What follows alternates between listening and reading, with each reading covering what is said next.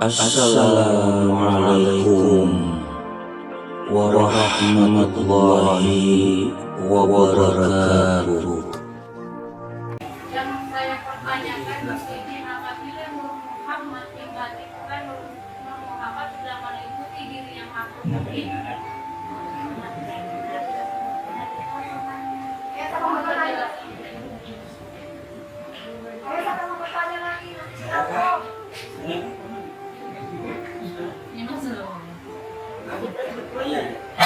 Assalamualaikum warahmatullahi wabarakatuh. Jadi hanya memberi tambahan aja dengan pertanyaan Mbak Fatimah tadi. Apabila Muhammad sudah meliputi diri yang makhluk, apakah dikatakan aku ya? ya, karena di sini materinya adalah aku. Oh gitu. Ini menurut saya, apabila Nur Muhammad sudah meliputi diri kepada makhluk, maka yang mengatakan aku itu bukan lagi si makhluk, tetapi Nur Muhammad itu sendiri. Hilanglah makhluknya, yang ada Nur Muhammad. Itu aja, terima kasih. Assalamualaikum warahmatullahi wabarakatuh.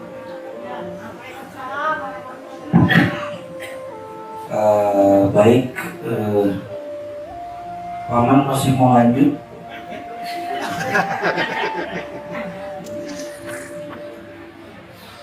Harry juga tadi ya, pertanyaan Harry ya. Ini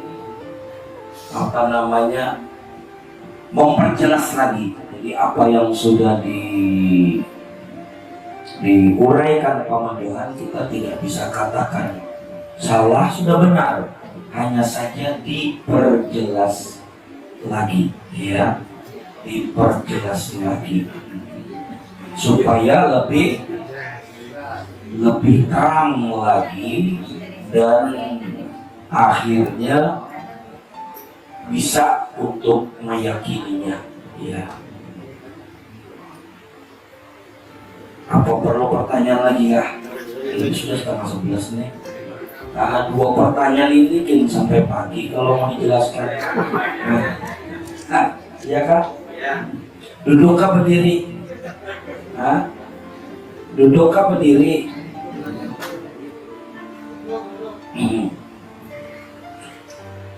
Bismillahirrahmanirrahim. Sebagaimana yang kita ke materi dulu, ke materi yang diuraikan Paman Johan tadi. Insya Allah kita ambil benang merahnya yang insya Allah nanti akan tersambung kepada apa yang dipertanyakan oleh Harry dan juga apa yang dipertanyakan oleh istrinya Shirley. Berbicara tentang aku sebagaimana yang disampaikan oleh Paman Johan.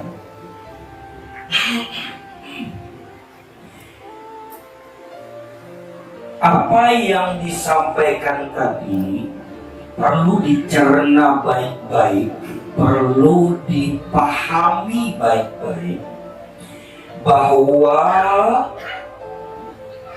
yang disampaikan Paman Johan tadi, ya, bukan membicarakan tentang akuan makhluk, ya, itu dulu dicatat. Bukan membicarakan tentang akunya makhluk, atau bahasa umumnya akunya manusia, akunya kita, katakanlah demikian. Tetapi membicarakan tentang akunya Allah Ta'ala, atau pengakuan Allah Ta'ala sendiri, ya, begitu ya. Nah, lantas timbul pertanyaan lagi. Apa bedanya akunya Allah dengan akunya makhluk? Padahal sama-sama sebutannya aku, ya kan? Itu dulu yang harus kita bisa bedakan supaya kada salah mendudukkan aku itu tadi.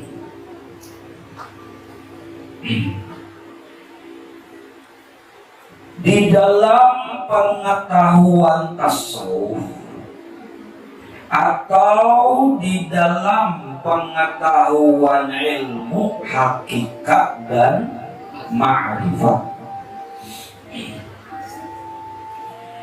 ada perbedaan antara akunya Allah dengan akunya makhluk. Kita kupas akunya makhluk dulu. Siapa akunya makhluk itu? Kalau sudah disebut makhluk, itu berarti bahasa kasarnya ialah binatang. Itu bahasa kasarnya. Atau selain manusia. Aku makhluk itu adalah selain manusia. Kenapa dikatakan selain manusia?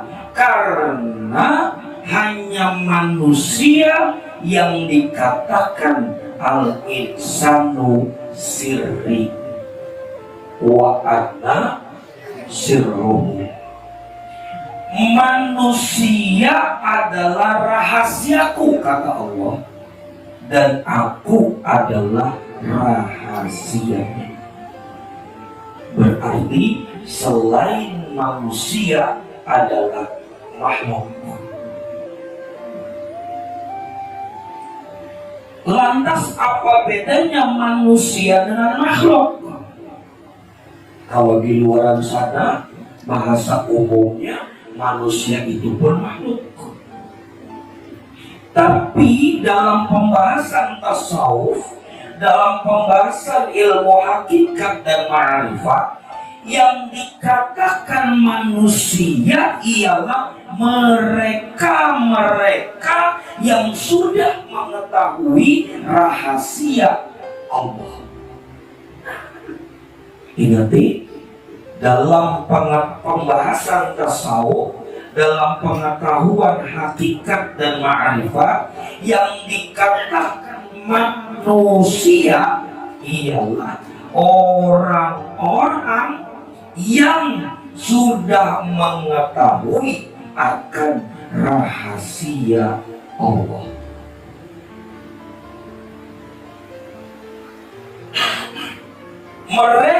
Mereka yang sudah mengetahui akan rahasia Allah, itulah manusia yang sebenarnya, yang tidak berkepala hewan. Kenapa ada tamsil manusia berbadan sebagaimana manusia tapi berkepala hewan? Karena pengetahuannya dia tidak dibawa untuk mengetahui rahasia Allah. Karena letaknya pengetahuan di akal, ya kalau letaknya pengetahuan itu di akal, makanya dikatakan pohon akal adalah ilmu.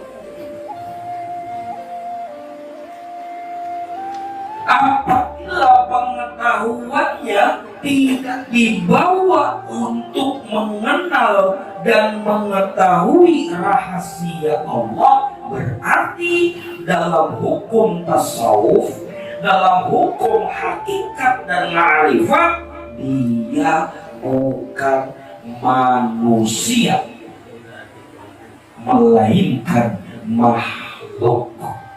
Bila makhluk, maka di Quran dikatakan ulaikal an'am, mereka itu tak ubahnya seperti binatang ternak. Ini materi beberapa malam Sabtu lalu. Berapa banyak orang-orang itu yang bertubuhkan sebagaimana manusia tetapi berkepala binatang. Di zamannya Datuk Sanggulanya sudah ada. Itu sekitar 200 tahun yang lalu. Berarti di zaman sekarang kan itu lebih banyak lagi orang-orang yang tubuhnya sebagaimana manusia bertangan berkaki tetapi berkepala hewan. Itu walaupun dia mengatakan dirinya aku, tapi akunya adalah aku makhluk. Ya, jadi aku makhluk itu adalah mereka-mereka yang tidak atau belum mengenal akan rahasia Allah. Maka mereka-mereka itulah ketika dia mengatakan dirinya aku, maka akunya atau akuannya bersandar kepada sisi kemakhlukannya. Seperti itu. Lantas orang-orang yang sudah mengetahui dan mengenal akan rahasia Allah, mereka itulah yang sebenarnya manusia yang selaras dengan hadis tadi, al-insanu sirri wa ana sirruhu. Mereka lah manusia yang sudah mengetahui akan rahasia di dirinya adalah rahasia Allah, dan rahasia Allah adalah rahasia dirinya.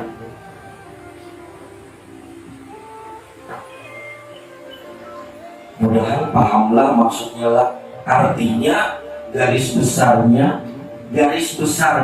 bahasa sederhananya, ini bahasa sederhananya, orang-orang yang tidak kenal Allah, ini bahasa sederhananya, orang-orang yang tidak mengenal Allah, mereka itu berbadan manusia, berkepala hewan. Berarti mereka bukan yang dikatakan manusia seutuhnya.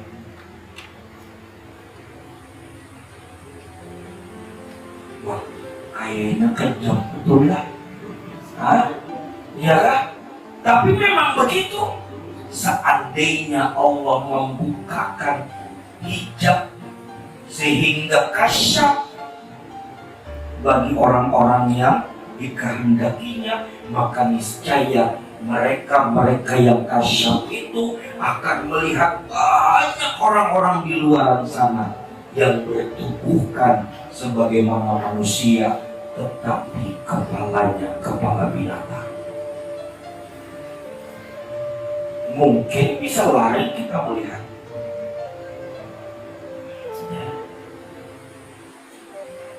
Tahulah kenapa guru IJ itu berokok?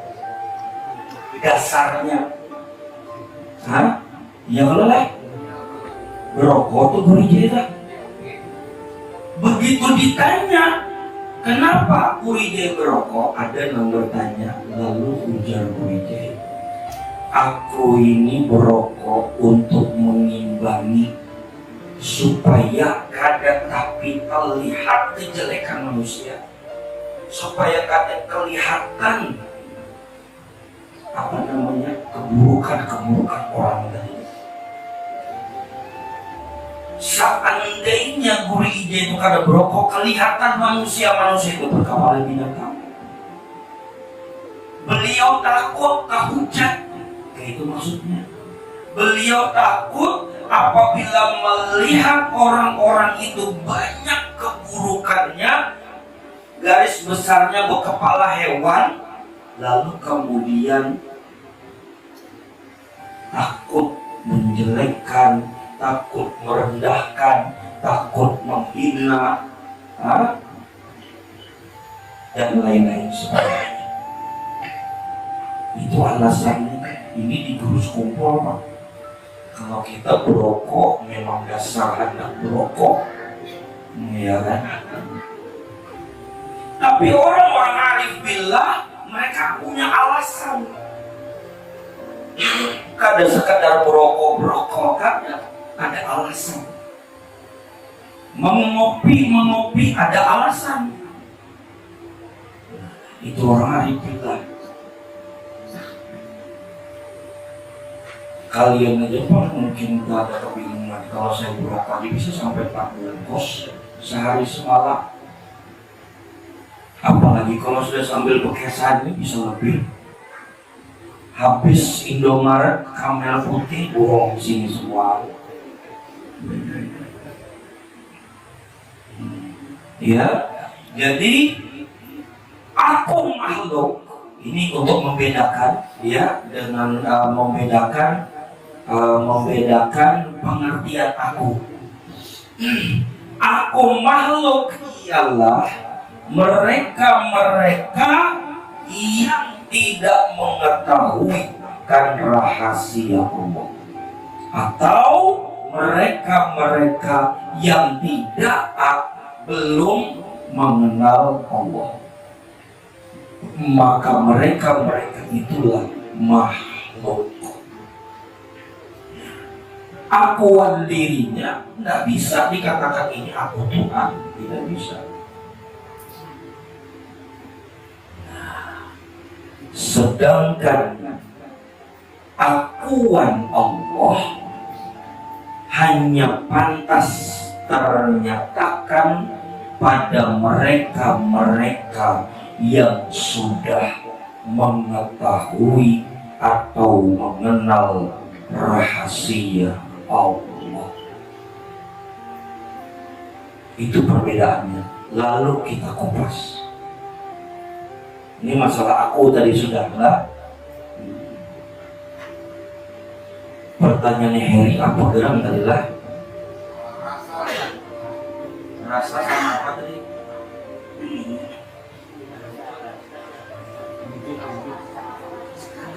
Rasa sama wujud. Ya. Rasa misra pada wujud. Rasa tidak terpisah dengan wujud. Rasa pasti ada pada wujud. Tidak akan mungkin ada rasa tanpa ada wujud, sebab harus ada tempatnya. Nah, tempatnya rasa ialah wujud, sehingga rasa ada pada wujud. Berbicara tentang rasa,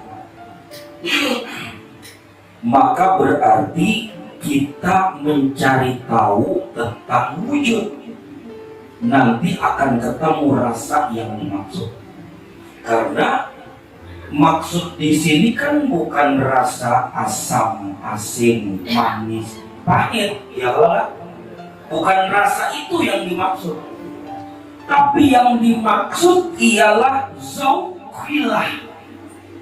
Zauq itu rasa, merasakan Allah. Itu kalau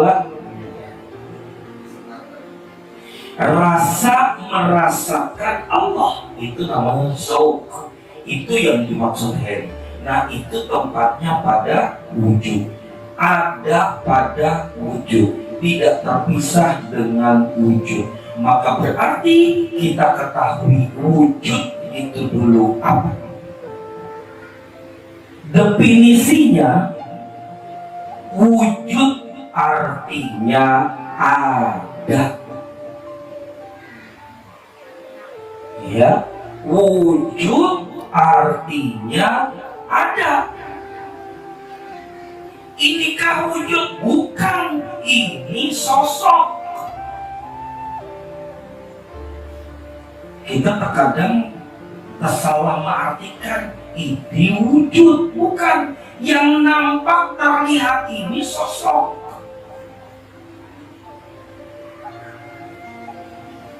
Yang nampak terlihat ini sosok. Yang ada hidungnya, ada kupingnya, ada kepalanya, ada matanya, ada tangannya, ada kakinya, ini sosok.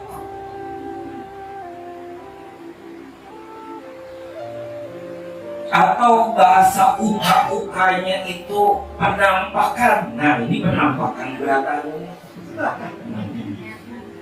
Ini penampakan beratan.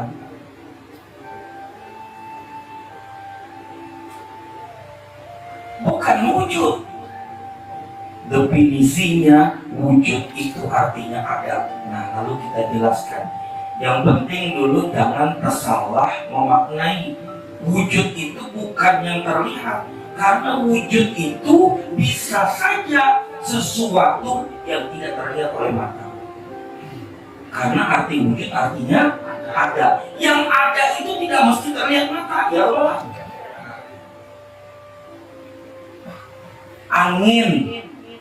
Angin bisa dilihat mata, tapi ada, ya kah? Berarti angin walaupun tidak terlihat oleh mata, tapi wujud, ya Allah. Itu dulu dimengerti. Berarti wujud itu bukan sesuatu yang nampak. Sesuatu yang nampak itu sosok atau penampakan. Wujud artinya ada, tidak mesti dia terlihat. Ada burung ol di dalam kandang. Ol, apa bahasa? Ol itu bahasa Banjar Pogluan. OWL. Banjaran itu berapa ya? Orang mengatakan itu burung hantu, bukan, itu burung malam. Kalau burung hantu itu kandangnya aja kelihatan. Kandangnya aja kelihatan, burungnya kada kelihatan. Itu burung hantu.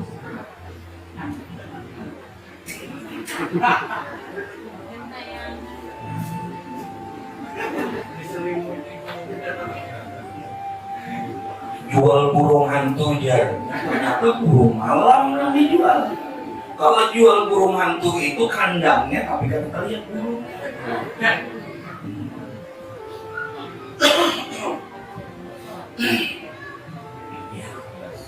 Wujud artinya ada. Nah ini kita membicarakan tentang wujudnya Allah. Allah itu apakah bisa dilihat oleh mata? Tidak bisa melihat, tapi wujud, ya kan?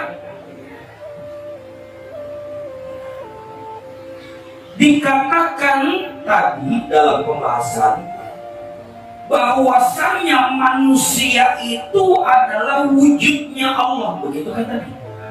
Ya kan? Nah, tapi tadi sudah saya kupas pengertian antara wujud dengan sosok, biarlah supaya kalian salah paham. Manusia adalah wujudnya Allah, benar. Yang dimaksud bukan penampakannya, paham ya? Bukan sosoknya ini, bukan. Manusia adalah wujudnya Allah, kemana arahnya?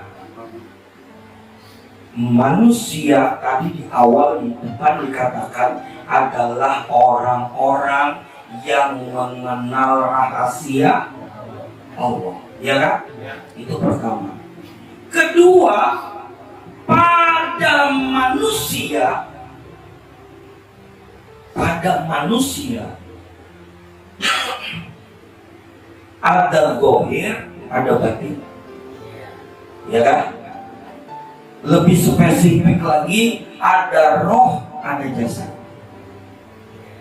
Berbicara tentang jasad, jasad itu terdiri dari api, angin, air, dan tanah.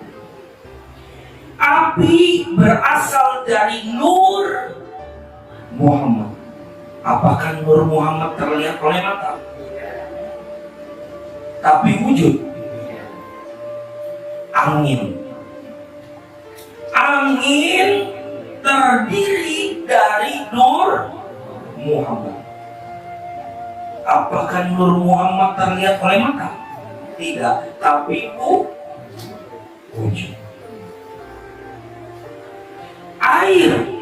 Air pun berasal daripada Nur Muhammad.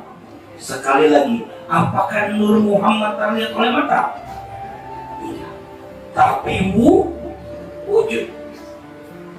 Tanah pun berasal dari Nur Muhammad. Apakah Nur Muhammad terlihat oleh mata? Tidak, tapi Nah, Nur Muhammad itu yang dimaksud wujudnya Allah. Ya kan? Pahamlah. Jadi ketika dikatakan manusia adalah wujudnya Allah, tujuannya kepada Nur Muhammad, bukan sosoknya. Paham ya? Tapi asalnya yakni Nur Muhammad. Sehingga bila dirangkum, bila disimpulkan lebih spesifik lagi, maka berarti dari ujung rambut sampai ujung kaki itu tiada lain Nur Muhammad. Kita tidak berbicara sosok, tapi berbicara di balik sosok itu. Paham ya?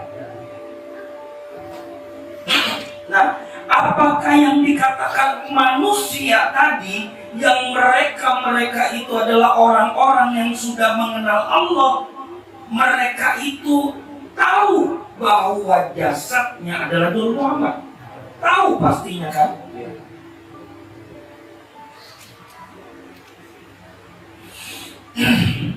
Lalu kemudian rohnya. Roh adalah nafs Nur Muhammad. Kalau di dalam status tulisan saya di grup dikatakan nafas Nur Muhammad. Itulah roh. Roh atau ruh adalah nafas Nur Muhammad. Jika Nur Muhammadnya saja tidak terlihat oleh mata, maka berarti nafasnya pun tidak terlihat. Dan nafasnya Nur Muhammad itu, ia tiada lain Nur Muhammad jua adanya. Berarti roh itu hakikatnya adalah Nur Muhammad, walaupun sifatnya bersifat muhaddas, artinya kemudian atau setelahnya disebut roh. Kalau yang awal disebut Nur Qadim, kalau yang akhir disebut muhaddas, itu aja. Terlepas daripada muhaddas maupun qadim, hakikatnya Nur Muhammad juga. maka berarti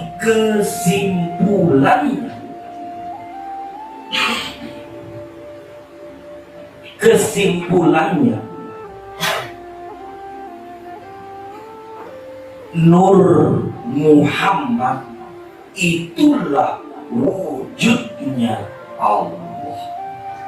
Ketika dikatakan manusia adalah wujudnya Allah, itu artinya manusia yang sudah lebur di dalam Nur Muhammad.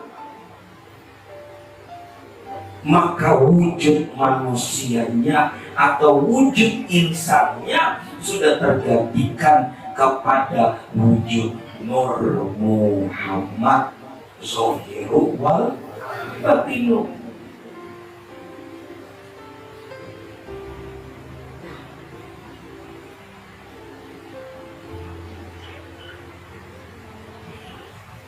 Nur Muhammad itu wajahnya Allah, ya kan? Wajahnya Allah dengan Allahnya sendiri tidak bercerai, ya kan? Tidak berpisah. Di mana ada wajahnya, di situ ada yang punya wajah, ya kan? Maka berarti sama halnya sebutannya,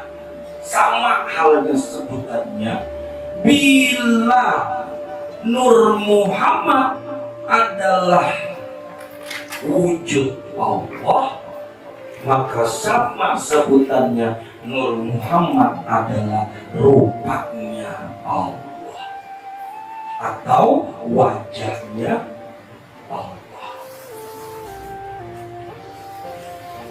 Apakah manusia yang dikatakan insan tadi, mereka yang sudah mengenal akan Allah, mereka itu kenal atau tahu dengan asal usulnya Nur Muhammad ini? Pasti tahu, ya kan?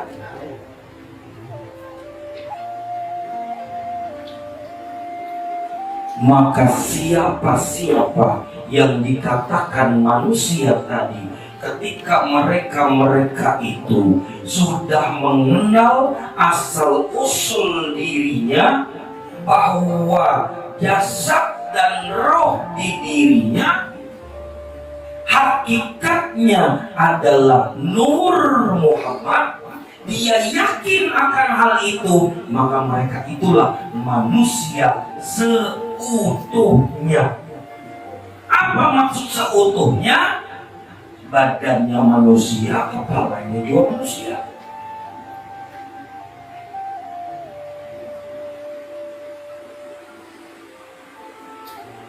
Lalu ini kaitannya dengan pelajaran malam Sabtu kemarin.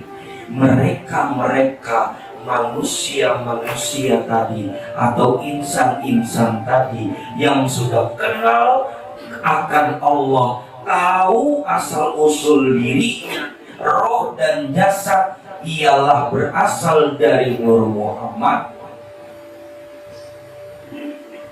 maka mereka itulah satu rahasia dengan Tuhannya, satu rahasia dengan Allah.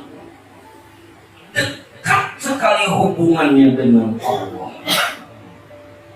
Seolah-olah ibarat orang akrab, saking akrabnya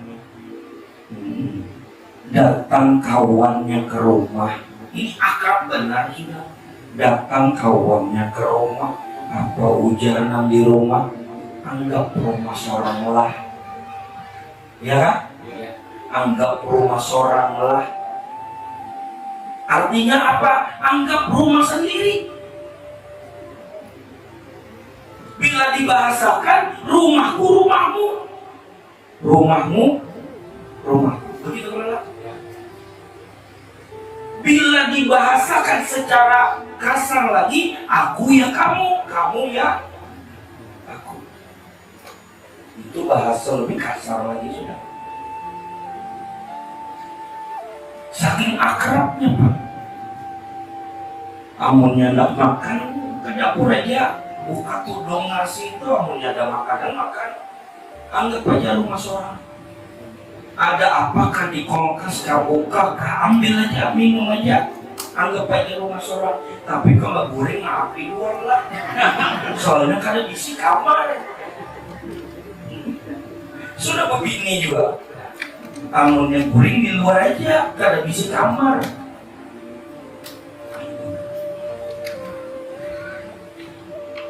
Itu istilahnya, itibarnya.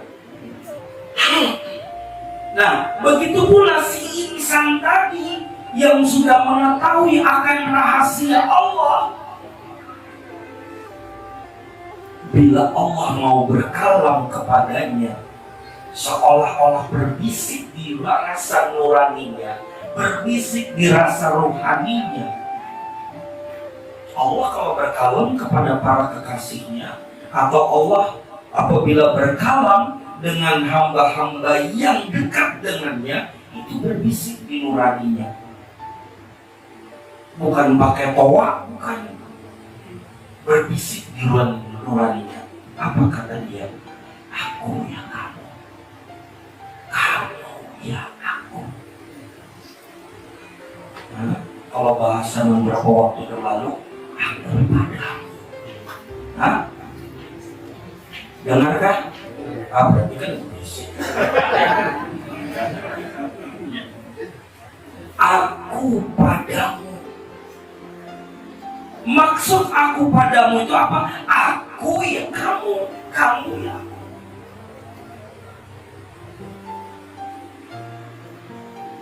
Bukan satu jati diri, pahamilah. Bukan satunya itu satu jati diri, bukan. Satu rasa. Satu rasa. Rasa apa? Nah itu yang dimaksud tadi sama Heri tadi. Apakah rasa tadi maksudnya? Rasa-rasanya ini ada orang berambut kalau panjang sampai ke lantai berbaju putih, ya lah, muka juga putih, ya lah, jalan melayang, berjalan pindah terbang. Apakah itu maksudnya? Rasa yang dimaksud rasa-rasa itu kan lain. Itu berbicara kegaiban. Berbicara tentang Allah bukan berbicara hal kegaiban, tapi berbicara hal yang pasti. Berbicara hal yang pasti. Sesuatu yang pasti adalah sesuatu yang nyata. Sesuatu yang nyata adalah sesuatu yang wujud.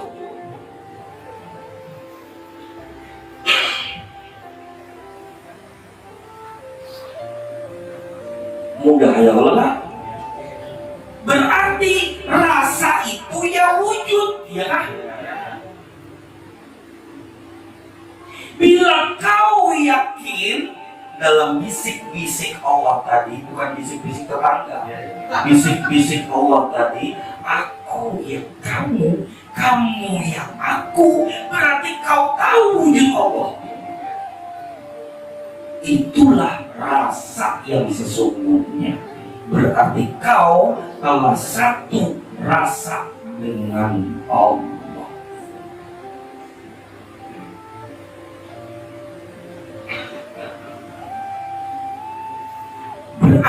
Berarti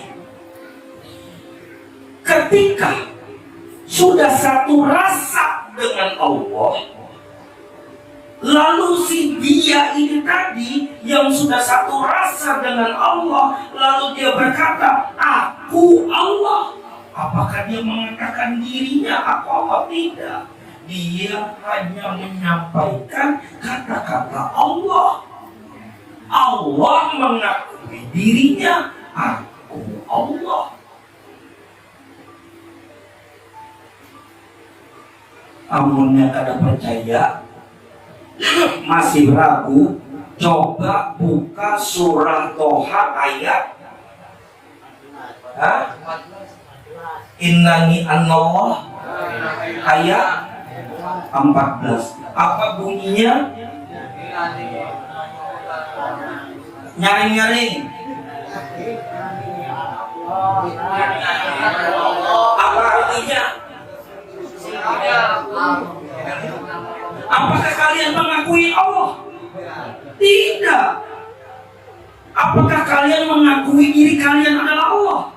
Tidak. Kalian hanya membacakan kata-katanya Allah. Kan jelas.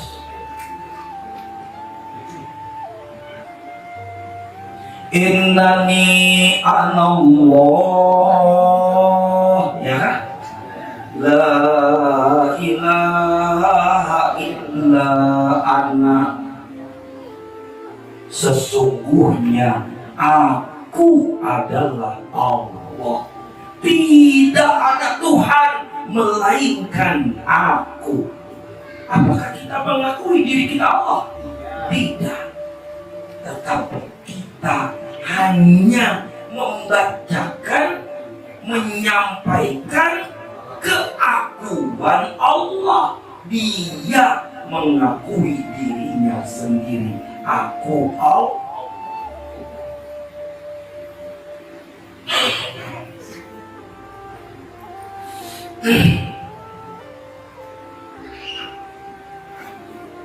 Kayak Pak Heri. Nah, sekarang ini sudah dijelaskan mulai awal tadi sampai sekarang ini nyaman kada rasanya. Nah itu rasanya Allah tuh. Karena kadang mungkin Allah itu gelisah. Coba cermati. Kadang mungkin Allah itu gelisah. Kadang mungkin Allah itu kecewa. Kadang mungkin Allah itu merasa khawatir. Kadang mungkin Allah itu takut. Kadang mungkin Allah itu bimbang. Kadang mungkin Allah itu ragu-ragu.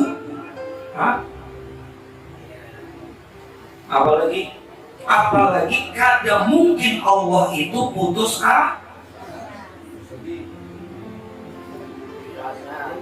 asa. Tidak.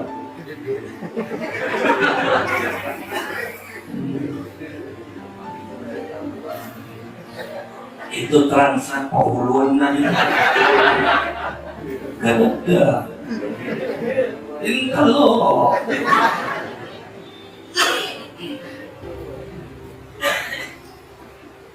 rasa Allah ialah tenang, lapang, senang, damai, nikmat. Itulah rasa Allah. Rasa Nur Muhammad. Selain rasa itu, selain rasa tenang, lapang, senang, damai, bahagia, gembira, nikmat, selain rasa itu adalah rasa makhluk. Harus tahu bentuknya.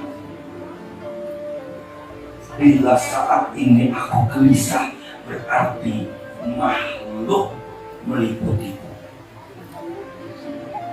Tumbuh tanduknya. Bila saat ini aku khawatir, berarti makhluk sedang meliputiku. Tumbuh lagi tanduk sebelah.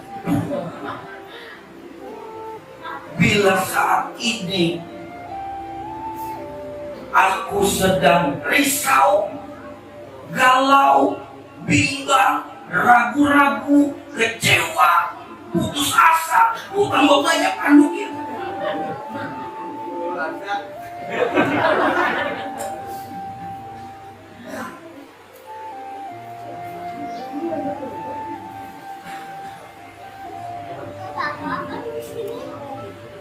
Ini alhamdulillah tenang berataan sudah dimulai. Tenang ada. Sudah disampaikan rahasianya tadi, tenang malah. Hilang tanduknya. Kada tahu kena boleh ke rumah.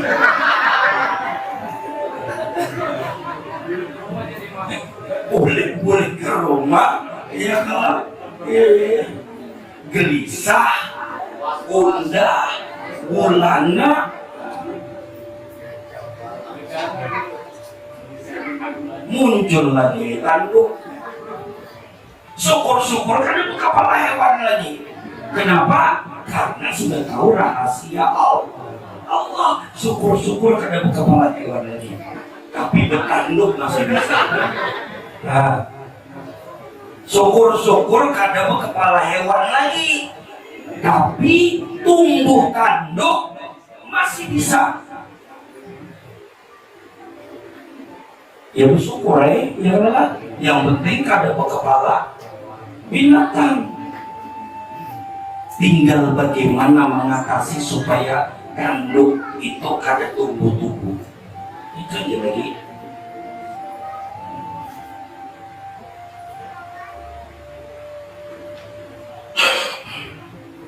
Rasa adalah wujud karena rasa ada pada wujud. Insya Allah terjawab Herlan. Nah, artinya malam ini kada bertanduk kalau kada tahu isu. Kada tahu isu. Anu juga kada tanduk, kenapa tanduknya dililit sorban? Ukupiah.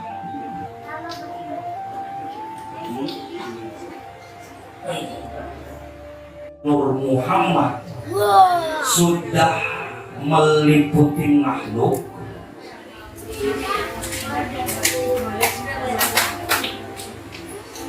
Ya, dia bisa mengatakan dirinya aku gitu kan? Apakah ketika Nur Muhammad yang ada pada diri ini sudah meliputi diri yang ini di luarnya atau apakah sudah bisa dikatakan dengan aku? Nah, ini kan sudah terjawab. Ya kan? Si jasad itu, ya kan? Di balik itu adalah Nur Muhammad kan?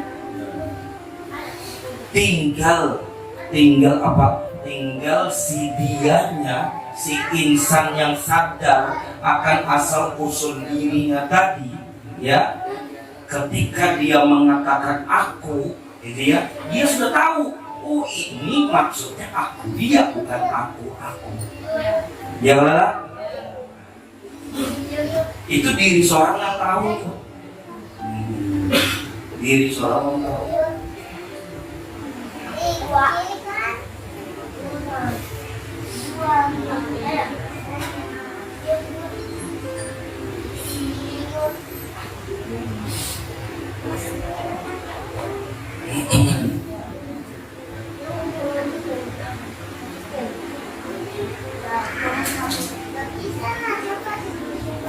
Jelaskah?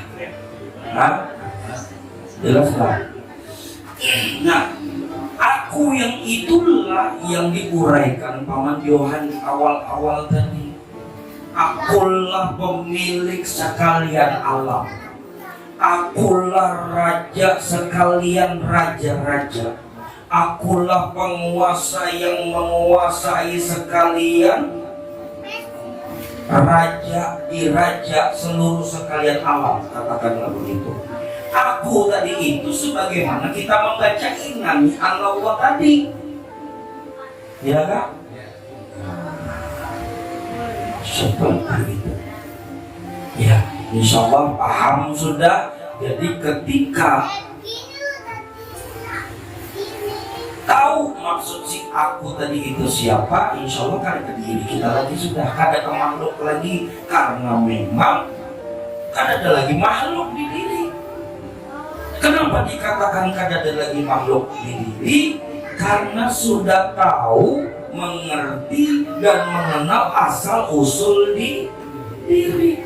Saat itu dirinya bukan lagi makhluk.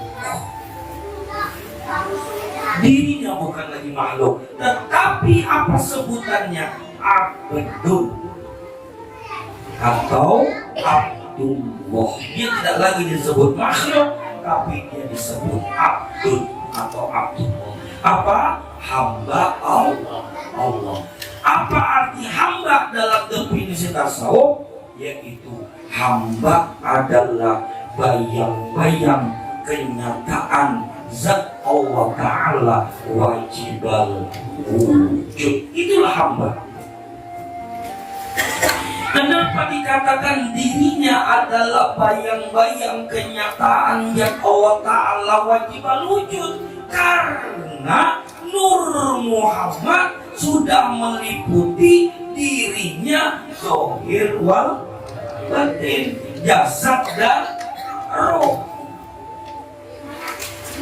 Di dalam satu rahasia,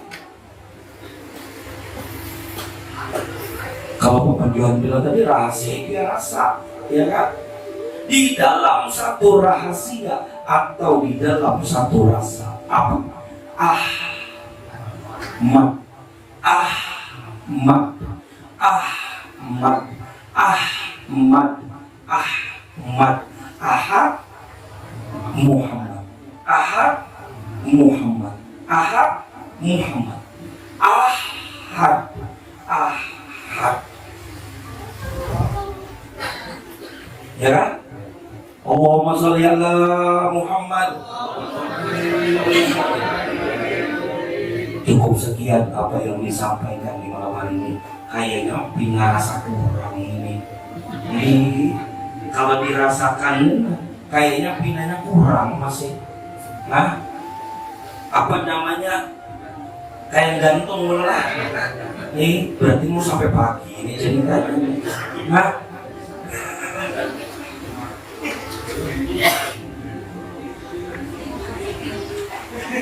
Boleh satu lagi kan?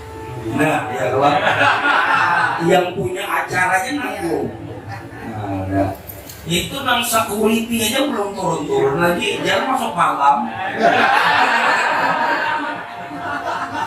Ini nanggung dia. Apa? Kalau make ya tadi.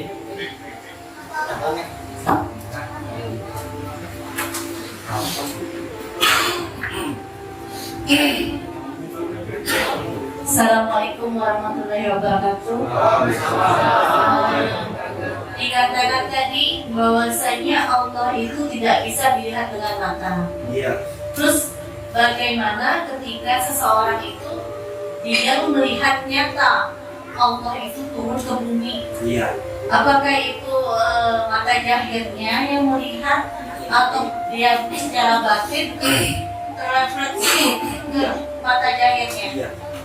Hakikatnya tetap mata batinnya yang melihat, hanya saja mata lahiriahnya itu seperti menjadi apa? Seperti menjadi cermin yang bening sehingga terlihat seperti kayak nah, matanya ini kayak seperti model lagi kayak seperti kacamatanya modelnya.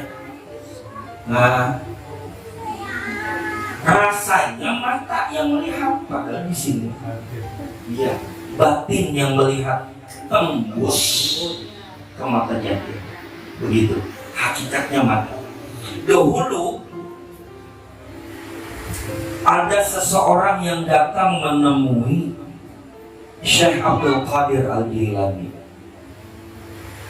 Kata si fulan tadi, ya Syekh, saya bertemu dengan seseorang. Ia seorang pemuda. Ia berkata kalau dia melihat Allah dengan mata kepalanya. Dan dia mengatakan jelas dia telah melihat Allah dengan mata kepalanya.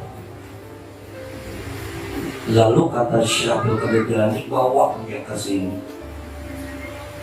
Begitu si fulan tadi ketemu dengan si pemuda itu, lalu dibawa ke hadapan Syekh Abdul Qadir Jilani, lalu ditanya oleh Syekh Abdul Qadir Jilani, apakah benar engkau melihat Allah dengan mata kepalamu? Dia bilang, iya. Sekarang coba tutup matamu. Begitu matanya ditutup, apa kamu melihat Allah? Iya, katanya. Berarti yang melihat adalah batinmu. Hanya saja tembus ke mata lahiriahmu. Buktinya ketika engkau tutup mata, engkau masih bisa melihat Allah. Kalau memang mata yang melihat, harusnya ketika mata ditutup tidak melihat.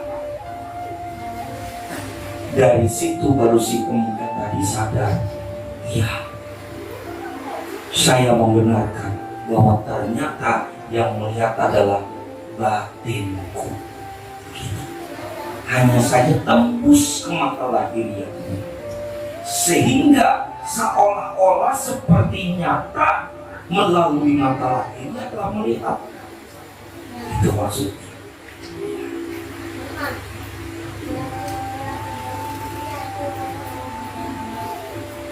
Rasa di sini adalah merasakan rasa di kalian kayaknya tanggung. Tapi sudah jam 11. Ayo.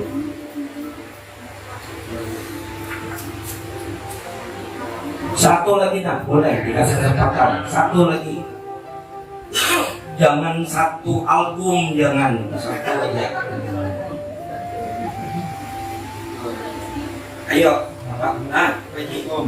Assalamualaikum. Tadi katakan bahwa batinnya yang melihat. Mungkin karena benihnya itu. Berarti kan ada itu apa namanya untuk membenihkan hati itu. Untuk apa? Membenihkan hati. Agar bisa nampak seperti jelas. Jadi ya. Iya, seperti. Jadi ini nanti seperti los saja gitu kan? Ya, karena batinnya kan yang bersih. Betul, betul. Nah, untuk memberikan batinnya itu. Iya. Ini berhubungan dengan kepekaan rasa. Ya. Artinya kita berbicara batin berarti berbicara rasa batin. Bagaimana membeningkan batin sehingga dapat melihat jelas sejelas-jelasnya wujud Allah. Begitu kan?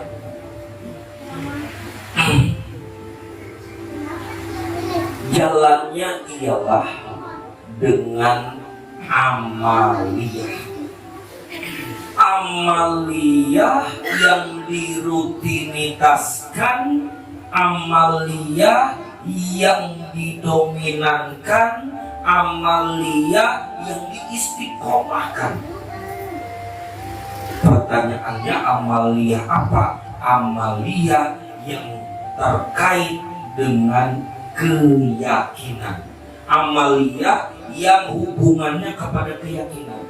Bukan amaliyah sebagaimana orang awam. Itu pun bagus, tapi bukan itu maksudnya. Tetapi amaliyah yang terkait atau hubungannya kepada keyakinan atau pemakaian. Seperti misalkan amaliyah apa saja. La ilaha illallah Muhammadur Rasulullah. Rasa. Itu hubungannya kepada keyakinan. Hubungannya, keterkaitannya kepada keyakinan. Nah, salah satu amaliyahnya. Kemudian amaliyah yang bagaimana lagi yang hubungannya dengan pemakaian? Seperti misalkan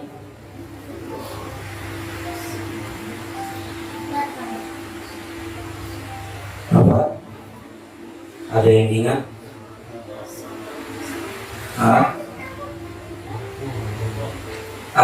Rohku, rohullah, rohku, inti alam, kekuatan ilahi, kekuasaan Rabbul Izzati, tajalli pada diri lebur ke dalam diri yang sejati. Itu juga salah satunya. Ya. Artinya amaliyah yang ada kaitannya, yang ada hubungannya dengan keyakinan. itulah yang untuk membantu membeningkan hati atau batin. Salah masuk, Allah, Allah. Itu juga salah satu amalia untuk membeningkan batin. Atau juga misalkan La ilaha illallah kulitku, Allah, Allah, Allah dagingku, tulangku, darahku.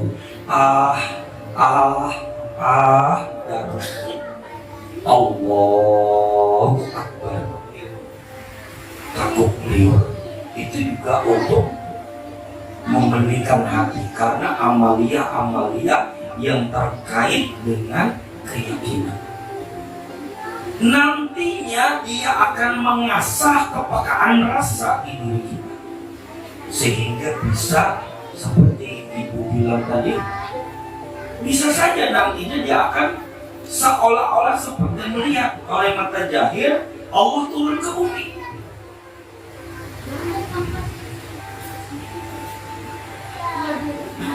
Apakah bisa Allah turun ke bumi? Bisa, ada hadisnya kok. Apa kata Rasulullah? Setiap malam, di sepertiga malam, saat itu Tuhan turun ke bumi. Makanya lebih baik di malam-malam sepertiga malam dibawa bertahajud. Kenapa? Karena di waktu-waktu itu Tuhan turun ke dunia.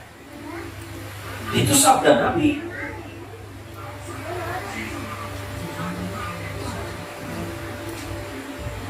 Turun Tuhan ke dunia. Tapi bukan berarti turun itu kayak makhluk. Turun bukan. Nurnya, pahamlah?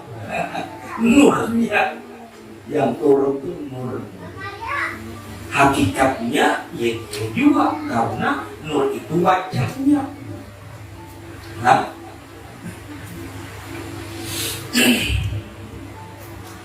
dan pahamlah Fadilah. Nah, jadi bagaimana membeningkan batin? Pertanyaannya yakni dengan amalia-amalia, apapun amaliyahnya, tapi yang terkait dengan keyakinan.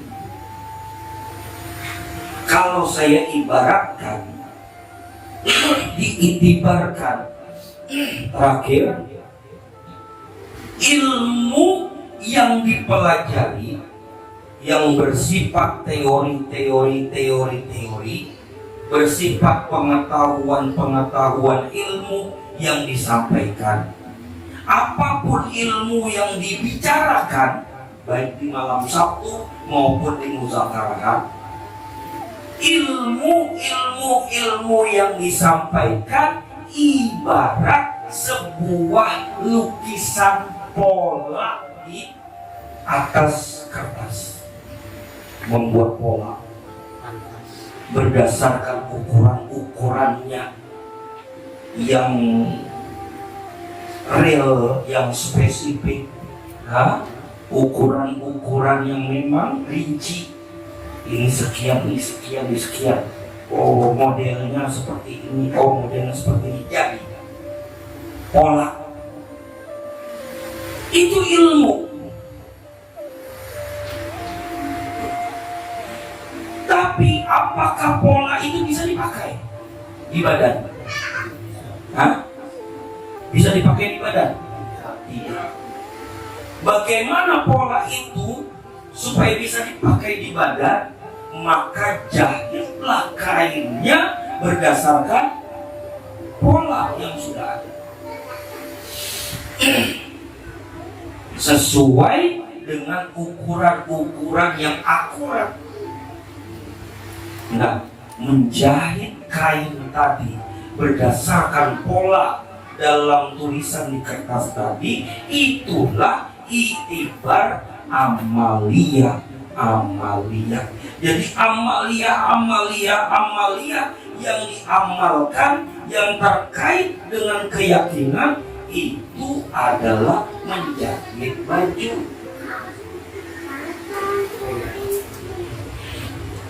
Lalu ada masanya.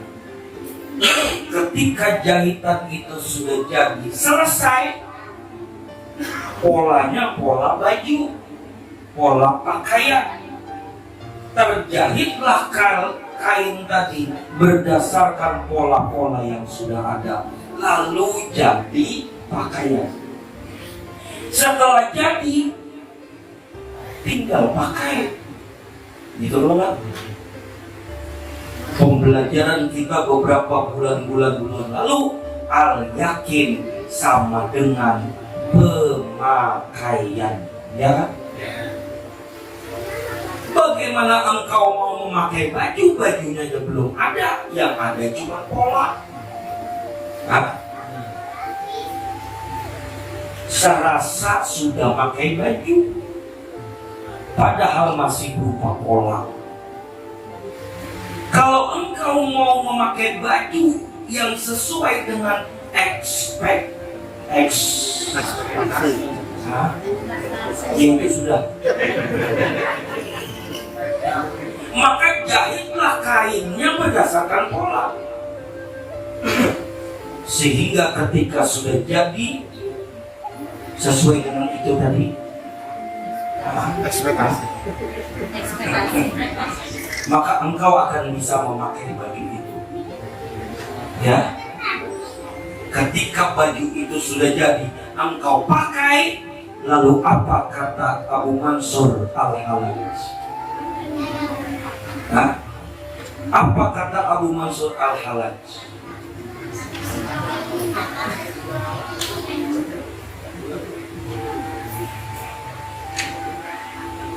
Tidak ada yang ada di balik jubahku selain Allah.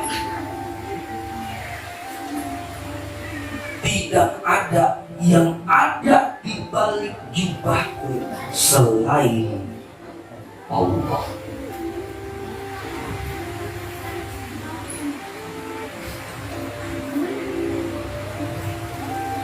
La fi jubbati illallah. Tidak ada yang ada di dalam jubahku melainkan Allah. Nah, ini kembali kepada pembahasan insan tadi, kalau enggak, kenapa Al-Hallaj bisa berkata itu? Karena dia tahu akan rahasia Allah. Begitu maksudnya. Semoga bagi setiap diri kita, Allah permudah pemahaman-pemahaman di diri kita untuk dapat memahami hakikat Allah, rahasia Allah, sehingga benar-benar teryakini bahwa tidak ada yang meliputi dirimu, roh dan jasad, selain Nur Muhammad, selain rupa wajah Allah yang menyatakan dan menandakan bahwa Allah lah yang ada menyertaimu, meliputimu, dan membersamaimu. Wa huwa ma'akum aina ma kuntum, dan dia sertamu di mana kamu berada. Jika dia selalu sertamu di mana kamu berada, maka berarti kau pun selalu ada bersama dia di mana dia berada. Ya kan? Jika dia selalu sertamu di mana kamu berada, maka berarti sama halnya kamu pun bersama dia dimanapun dia berada. Apakah dia juga ada di langit? Maka kau pun ada bersama dia di langit. Apakah dia ada di kota Mekah? Maka kau pun akan ada bersama dia di kota Mekah. Apakah dia ada di Madinah? Maka kau pun akan bersama dia di Madinah. Jika dia selalu bersamamu, besertamu di mana kamu berada, maka berarti sama halnya kau pun akan bersama dia di mana dia berada. Ini berbicara tentang keyakinan. Maka jangan heran ketika itu banyak orang entah siapa akan melihatmu bukan hanya di satu tempat, tapi mungkin ada juga di tempat-tempat lain. Karena bukan hanya Allah yang bersamamu, bahkan kau pun bersama dia di mana dia berada. Allahumma sholli ala Muhammad. Allahumma sholli ala rasulika sayyidina Muhammad. Allahumma sholli ala rasulika sayyidina wa habibina wa syafina duratina wa barakatina wa maulana Muhammad. Ya, cukup